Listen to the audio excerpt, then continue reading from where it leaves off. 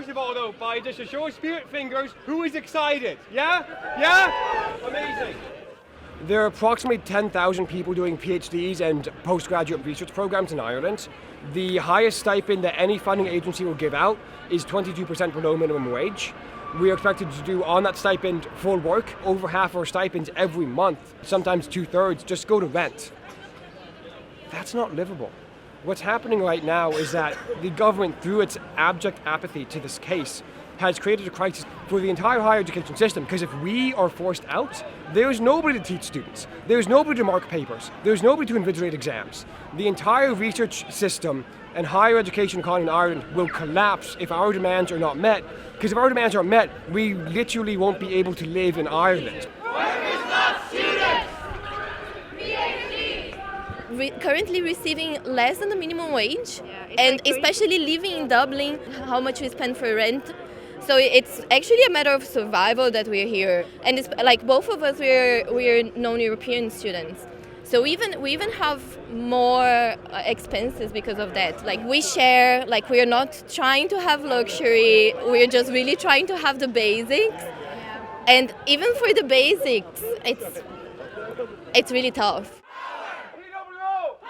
I am renting a house for more than I can afford. At the moment I'm commuting about an hour and a half to 2 hours depending on the traffic from the outskirts of Kilcock. Before that I was commuting from Gorey, and that could sometimes take me 3 hours because I need to drop my partner off to Maynooth first.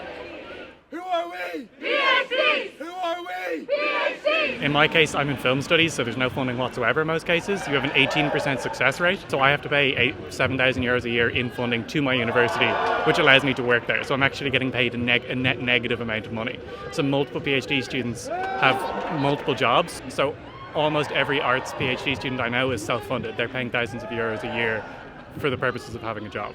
Workers, not students! Workers, not students! Workers, not students! I'm a PhD student and we're just not basically getting like a living wage or a minimum wage.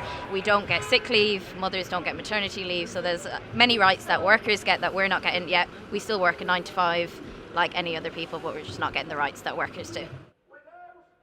I'm here today because I had to take redundancy on medical grounds, and for me a PhD is a route back into employment. I was initially awarded a scholarship, but when my health deteriorated and I wasn't able to do the teaching part of the full-time scholarship, there's no provision for part-time scholarships, so I had to drop out. It's just too difficult because there weren't allowances made, there was no additional funding. I couldn't get the assistive technology I needed.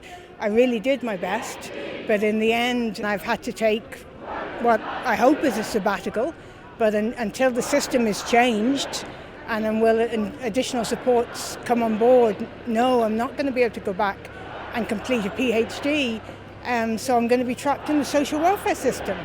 And do you not want me back at work? Do you not want me back paying tax and making a contribution? It doesn't make sense to me.